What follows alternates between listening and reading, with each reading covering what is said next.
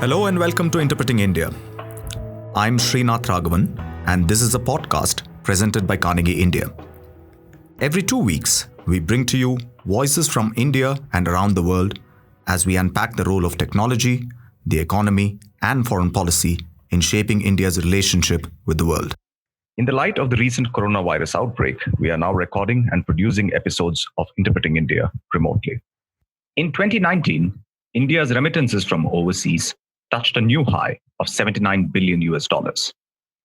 With the onset of the coronavirus pandemic, however, many Indians abroad faced job losses and pay cuts, and in some cases were forced to return home.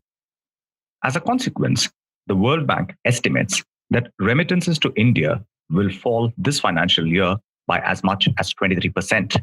This could have a significant impact on India's balance of payments and pose yet another challenge to the Indian economy. There is a further question of employment and opportunities for Indian workers who have returned from abroad, a problem that will have to be dealt with by their states. In this episode of Interpreting India, we discuss the likely impact of the falling remittances on Indian economy and consider how this might play out in the short and in the long run. With us on the show is one of India's leading experts on the subject, Professor S. Irudayarajan. Professor Irudayarajan is Chair Professor at the Center for Development Studies in the Ministry of Overseas Indian Affairs Research Unit on International Migration in Thiruvananthapuram. He has more than 3 decades of research experience and has coordinated several major migration surveys in Kerala and other states since 1998. He has published extensively in national and international journals on social, economic, and demographic implications of international migration. He has also been the editor of the annual Indian Migration Report published by Routledge. Professor Irudayarajan, welcome to Interpreting India. Great to have you with us today. Thank you. I want to begin, sir, by asking you if you could give our listeners an overview of what India's relationship with the rest of the world is as seen through the lens of remittances. What do remittances mean for Indian economy? Who are the main beneficiaries? Which regions are the ones which are tied into this chain of remittances? And that will hopefully set us up for a larger discussion on what the pandemic has done to the system. To understand what is the remittances economy in India, we should look at the migrants, because the remittances is sent by migrants. I think that is where we have to start with that. And if you look at the data, whatever we have from both the government of India and other sources, India is currently having close to 20 million Indians are working anywhere in the world, probably close to 200 plus countries. But Indians are also present in 200 plus countries, and COVID also present in 200 plus countries. So it's like we are Indians and COVID are almost in the same direction. We are present everywhere. COVID also present in 200 plus countries. Now, but if you put the 200 plus countries Indians, out of these 20 million, 10 millions are living in just 6 countries in the Gulf. UAE, Saudi Arabia, Qatar, Bahrain, Oman, and Kuwait. These 6 countries accommodate close to 10 million Indians. The remaining 10 million Indians are rotating anywhere in the world, including UK, US, Canada, Australia, Paris. Every country, they have some numbers. But please remember, we also have close to another 20 million Indians who are what we call them diaspora. They were, once upon a time, they were Indians. We have what is called the people of Indian origin. So that will be close to 20 million. Now, these diaspora also sometimes not directly giving remittances, they do support some activities in India. So let us leave them right now outside our conversation. Let us talk about, the migrants who are still holding Indian passport. They have some family to support back at home. They will only send remittances. Not somebody is living with their family and their parents in America. They are not going to send you money regularly every month. They will be sending whenever there is a requirement or some demand from the family. Otherwise, the remittances are sent by the hardcore migrants who have some members left behind in the countries of origin, which is India. So that is the global picture of migration. Now, if you convert these migrants into remittances, last year, pre-COVID, India received close to $80 billion. 80 billion US dollar, and we are number one in the world in terms of remittances. So we are of course, the 80 billion is not a very big when you compare with the national income, India's national income. But unfortunately, any data, whatever you have, it's only giving you some number on India. You don't get any state level picture. That is why I always tell governments, both state government and central government, we should have some database on migrants by states. We don't have any database. Of course, we are running some surveys. Kerala has some database. We have 2.5 million Keralites are abroad. Some states, we have some numbers. Otherwise, we don't have numbers on how the 10 million migrants in the Gulf are distributed. We don't have any number. Because we don't have any number on migrants, we also don't have a number on out of the 80 billion comes to India, how this money is distributed across India by states, by district. We have no idea. For example, according to some of my understanding, every 5 rupees come to India, 1 rupee comes to Kerala. That means 20% of the remittances comes to Kerala alone. That means if you talk about 80 billion, almost 16 billion comes to only Kerala. So remaining distributed to all the remaining states. Then you think of what are the next other states, maybe Tamil Nadu, Andhra Pradesh, Telangana, then UP, Rajasthan, because Punjab and Gujarat will not figure out very much because they have more diaspora population. They have people in Canada, they have people in UK, but they are not sending remittances. Their diaspora investment will come, diaspora philanthropy will come, but the remittances is coming number one, Kerala, Tamil Nadu, Andhra Pradesh, now Rajasthan, Bihar, UP is emerging. So these are the one receiving remittances. But unfortunately, as long as we have no data on remittances by states, if you go to the World Bank website, they will give you how much comes to India. But India is too big, where it goes to other states. Now, if you talk about Kerala alone, according to our estimate, the remittances comes to Kerala is close to 36% of the Kerala state income. But for India, it's only 3% of the national income. So for India, remittances is not that important. But state like Kerala, Tamil Nadu, it is close to 15% of the state income. Andhra, we have not done study because Kerala and Tamil Nadu, we have done a larger study on migration. So I can tell you about these numbers. But India, 80 billion is a big number, but the distribution, we know very little about that. But only we talk about, Kerala is getting more, Tamil Nadu is getting less, maybe Andhra getting a little less, like that. But we don't have a clear database on the remittance distribution cut across the country. Only we have some type of estimates and estimates.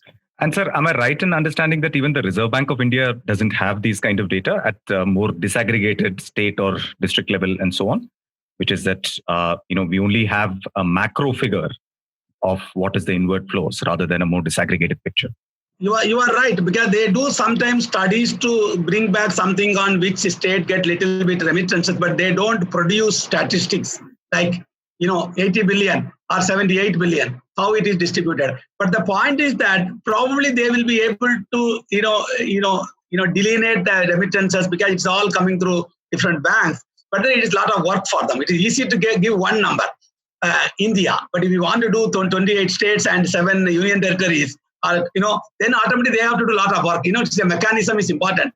And then I think maybe the states are not demanding. I think there is no demand for the remittances data by states. How much a Bihar gets? The Bihar would like to know, asking the Indian government, we would like to know 80 billion came to India. How much came to Bihar? It is 5 billion or 6 billion? People are asking questions, probably then you will get the answer. Otherwise, right now we don't have a remittances distribution cut across states, even cut across a district. I'm telling, for example, in Kerala, I said Kerala is number one in terms of remittances, what we know.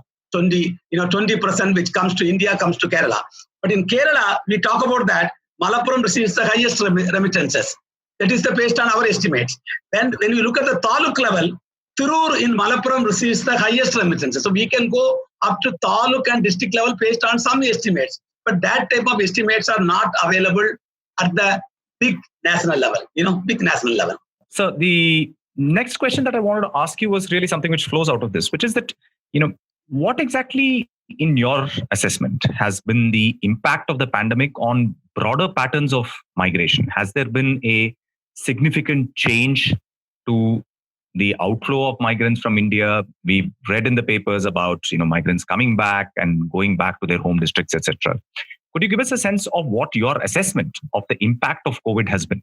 See, there are, the remittances are based on the stock of the Indian migrants. 20 million Indians are sending 80 billion. If you put that number, some type of linkages, the COVID has created two problems. One is that people were not able to go. The flow has come down because there are no flights. I know in Kerala, I talked to many migrants. They have visa who came on leave in March beginning. They were not able to go to Gulf because the whole things are closed. So the airport is closed. Every country closed their border. Even state closed their border. Even district border is closed. You know that. So automatically, the flow has been come down. But then return has started. Return was not there in March 24 when the government of India announced the lockdown. But then because of the so much demand and so much noise by many state government, India has to finally start what is called the Vande Bharat flight. But my estimate is we have 20 million Indians throughout the world. I expect at least 10 to 15% of the migrants will come back due to COVID-19. That means between 20 to 30 million, 20 to 30 lakhs migrants are likely to come. So we have 20 million. We are talking about 10 to 15% will come back. Even Vande Bharat flight already brought 12 lakhs. Of course, I know some of them are dependents. So that is a return migration. Now, when the people are returning, that means your stock is coming down in all the countries, including the Gulf. Because Kerala's government told me they received already 3 lakh return migrants from the Gulf itself during the Vande Bharat flights. So if the stock is going to come down, automatically remittances is likely to come down. Now, World Bank predicts close to 25% to 30% decline in South Asia. But my prediction is based on my understanding on remittances in the 2018-2008 global crisis. And we also have seen Kerala had floods in 2018. When you look at some type of crisis period in Kerala's history and the global theme, I expect probably 15% remittances will come down. That means we are talking about $80 billion came in 2019-20 period. So 2021, it will be likely to be at least 10 billion less to India. Now 10 billion less to India, as I said earlier, it will be distributed again cut across the country. The state which are going to lose more remittances will be the states which were gaining more remittances. So Kerala will be led as one of the states losing remittances, followed by Tamil Nadu, Andhra Pradesh, Rajasthan, UP. That list continue, but there is definitely a decline of remittances by at least 10 billion to India. And for Kerala, I predicted between 10,000 to 15,000 crores, which will be down compared to the 2020 period. So just to continue the discussion on Kerala itself, now Kerala is a state that, as you explained, has been quite heavily dependent on remittance income. And your studies, as well as studies of many others, have shown about what the contribution of remittances from the Gulf has been to Kerala's somewhat remarkable successes in so many development indicators and other areas. So now with remittance income faltering, and the state governments are already feeling the crunch because of the economic slowdown which has followed the pandemic. So how do you think the fall in remittances is going to impact on the local economy of Kerala itself? Not just with respect to employment opportunities for migrants, which I want to talk about, but first I just want to understand what your assessment of this kind of a shortfall in inflow on the economy of the state as a whole is going to be. I think if you look at the Kerala's economy story or Kerala's growth story, the remittances has played a very important role, even Kerala achieving Human Development Index. Kerala is number 1 in Human Development Index, partly because the remittances, whenever they go to Gulf, if you look at the remittances use, which we should look at it very carefully, the first one is the migrants investing on their children education. Second is health. These are the two creates indicators for the human development. I think so. The Kerala's achievement or Kerala's World Bank's achievement, the Kerala model of development or Kerala's number 1 position in the human development contributed so much to remittances, because remittances, the impact is basically education, health. Then comes on housing. Then comes on saving. Forget the first preference will be some investment on schools, colleges, and then hospital, which you can see a lot of private hospital and private colleges, engineering, everything is flourishing in Kerala because a lot of money is coming, and the children, the parents want to put their children in the best school, and they are going to the private thing. And also, advantage for Kerala is the fertility has come down. Every family has just 1 or 2 child. They don't mind investing all the money on their children. They send them international migration of students is very heavy in Kerala. For example, the person who brought the COVID to India is from a student from China. So you can imagine that Kerala could even invest in other countries, putting their children in other countries for higher studies. In UK, in Australia, every country you see. I was in Dubai for a meeting. I went to one of the big management institute. 70% of them are people from India, and out of them, at most 60% of them from Kerala. They were all born in the Gulf. So I think lot of improvement in the human development goes to the remittances. And as I said earlier, remittances is equivalent to close to 30 to 35% of the Kerala state income. If that is the reality, definitely the COVID-19 is going to create a lot of impact, especially on remittances thing. But please remember, these remittances are coming to only 20% of the households in Kerala. So even 20% of the remittances from India comes to Kerala. But within Kerala, only 20% households in Kerala are living on remittances. 80% people living depending on other types of income. That means 20% of the people are contributing to the 36% of the income. That means it is like they are putting so much money on that. Of course, everybody has to follow suit with them because if the land price is going up, because of the return migrants they are buying land, everything will go up. I think there is every hills of Kerala also people talk about migration. But if you look at the today's context on COVID-19, we are expecting, as I said earlier, at least we have 25 lakhs Indians, 25 lakhs Keralites are in the Gulf. At least 3 to 5 lakhs are likely to come. And already the government says 3 lakhs, but I told them only 1.5 lakhs people are real migrants. Some of them are dependent, pregnant women and children and elderly parents who went on visit visas, who are overstaying because of the visit visa. Actually, only 1.5 lakhs probably people might have come. But the return migration story is not complete. It will continue till December. What we have seen through the Vande Bharat flight is basically a teaser for the movie which is going to come. The movie will be coming only by December. That means you can see the full-blown return migration, not just to Kerala, even India, it will be only by end of December. That is the story of return migration. Now, return migration, when they come in, there are 2 things are happening. You should not put all the return migrants into what is called one category of return migrants. Return migrants belong to 3 categories. 1/3 of them who are coming back to India from the Gulf, or 1/3 of them who are coming to Kerala, we call them normal return. There is nothing to do with COVID-19. Every year, people are coming back from the Gulf because you have to come back. When you go to Gulf, you have to come back. So it is people's mind is already set. You have to come back. If you are taking a flight from Trivandrum, at 7 o'clock, you have to land at 10 o'clock in Delhi. So you know that. I think it's like a mindset of the Kerala people and mindset of the people who are going to Gulf. You're going to America, maybe you can get PR. But when you're going to Gulf, you have to come back. So this coming back is some type of a normal story. Even pre-COVID, Kerala had 15 lakhs return migrants, including 6 return migrants sitting in the Kerala's assembly at this time. The Kerala assembly they are sitting. That means 6 return migrants have become an MLAs.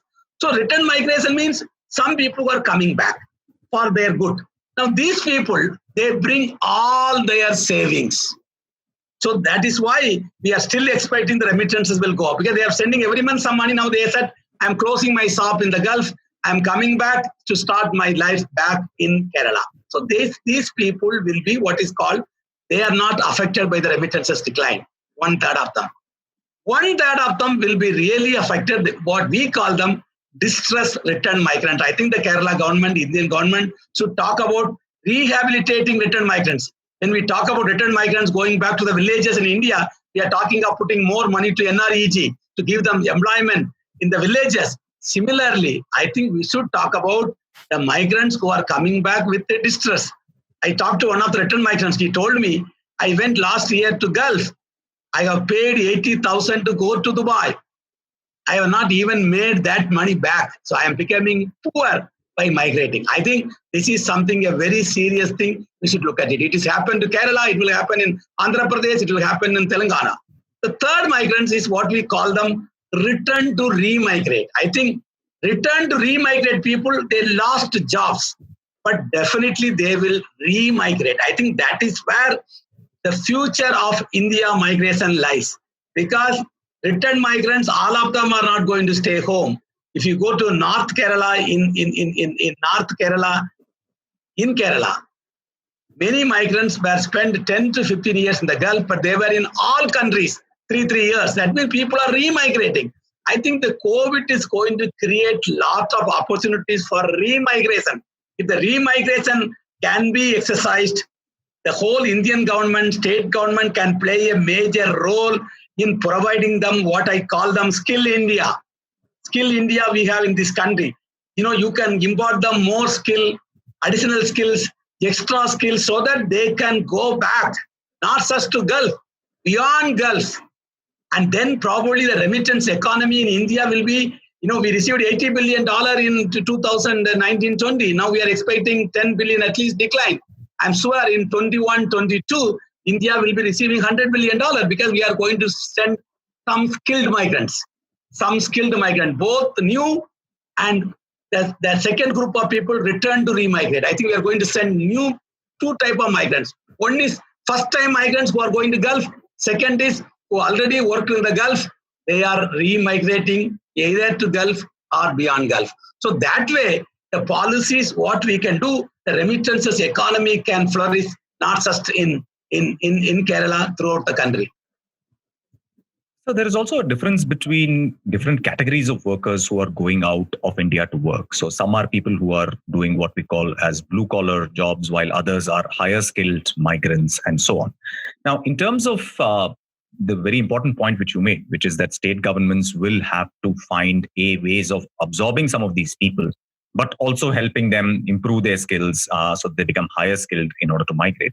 Now, what do you think is the balance between these two, broadly speaking, these two stratas of blue collar versus white collar professions in terms of the numbers of people who are coming back? I mean, do we have any distinct, discernible pattern? Are there people who are coming back more belonging to one or the other category, or is it a mixed picture?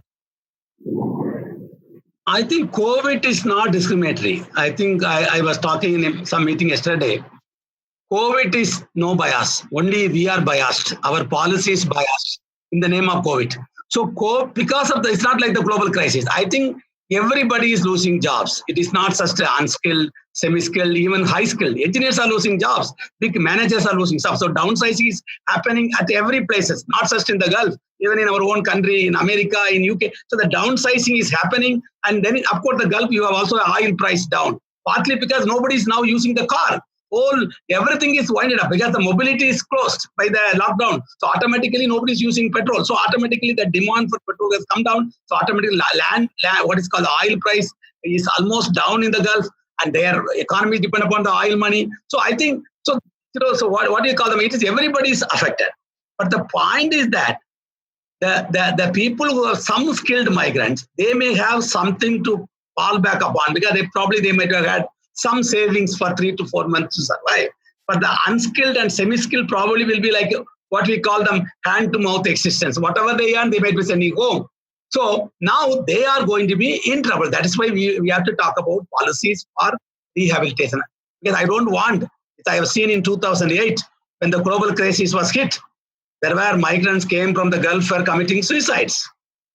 Because the mental health is a very important issue. It is not, that suicide is part of the whole world now. And suicide is being talk of the town in everywhere. So the return migrants, when they come back, because please remember, this is the first time return migrants are coming back without any money. They are coming with empty hands. Otherwise, they normally come with a lot of money. One of the return migrants whom I spoke to them recently, he told me, last time when I came back from Gulf, there were 3 cars came to receive me. That means 3 cars with 18 people came to receive him.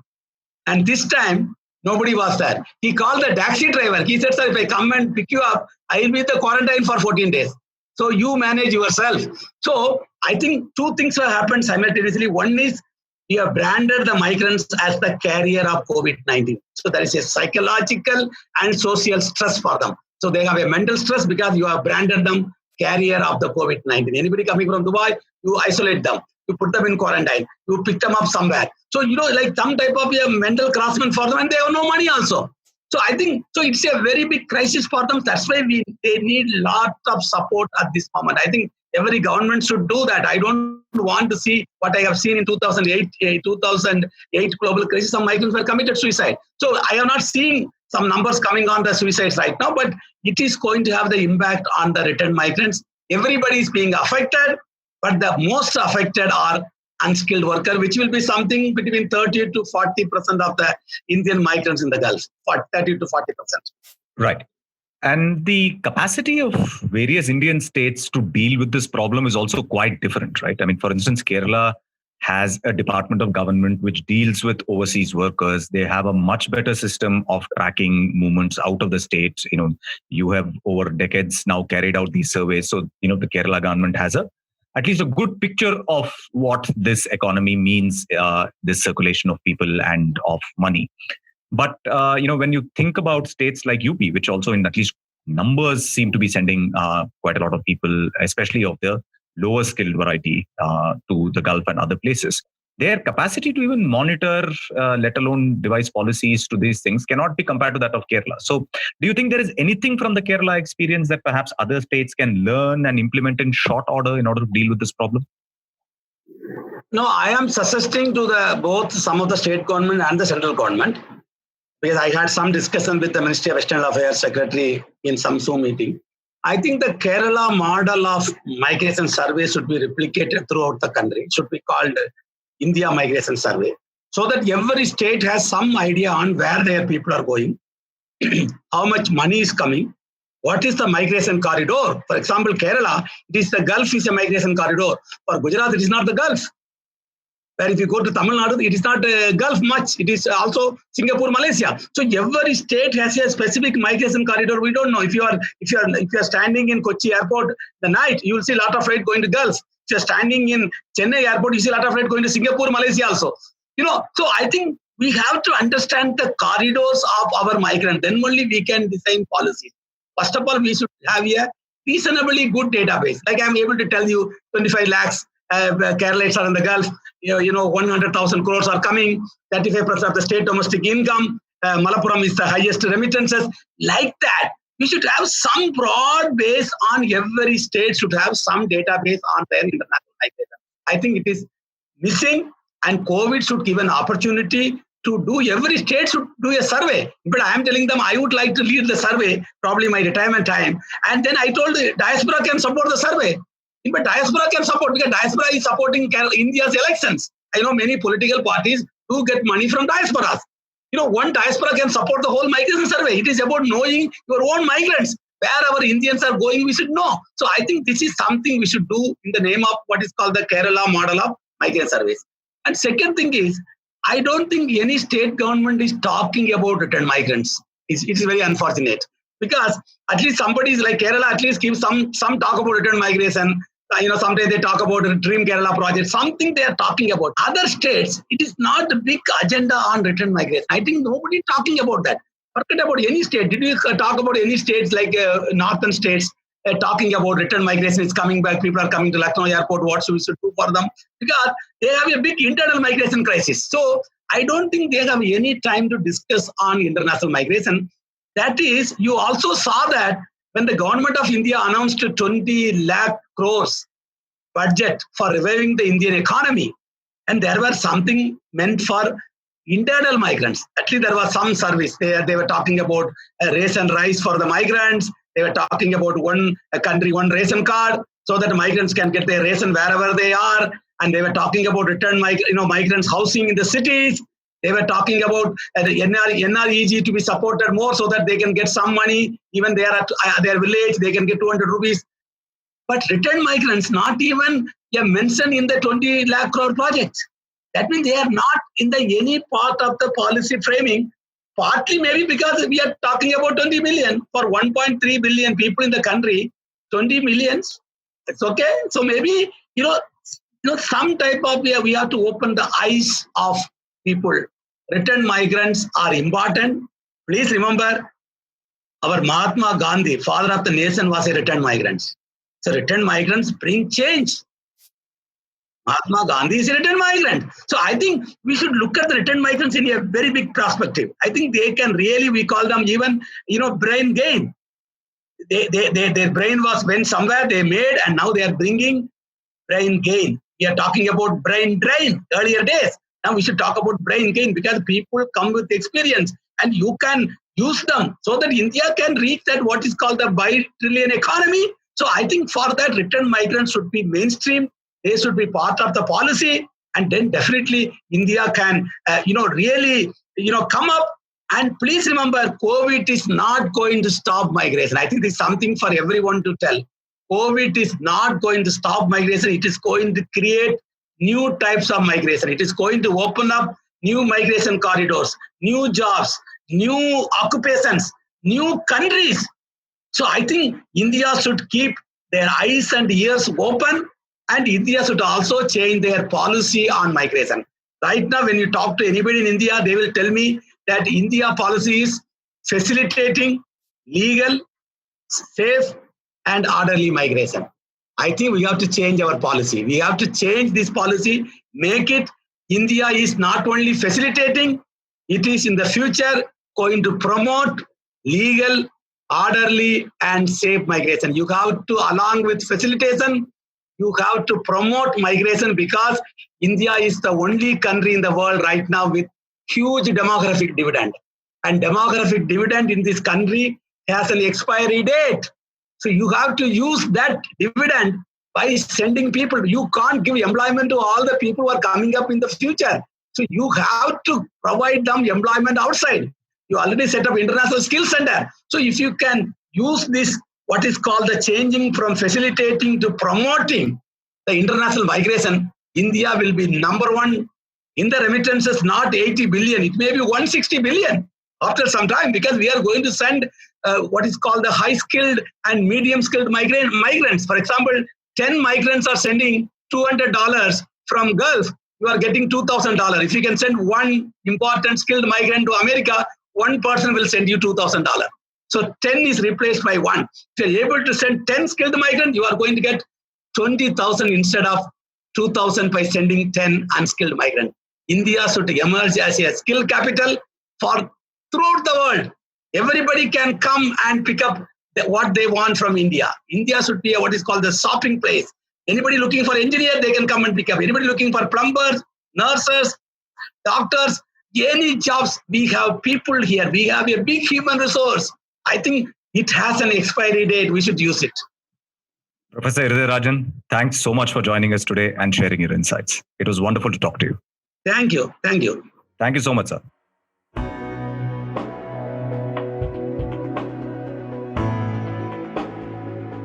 Thank you for listening to this episode of Interpreting India.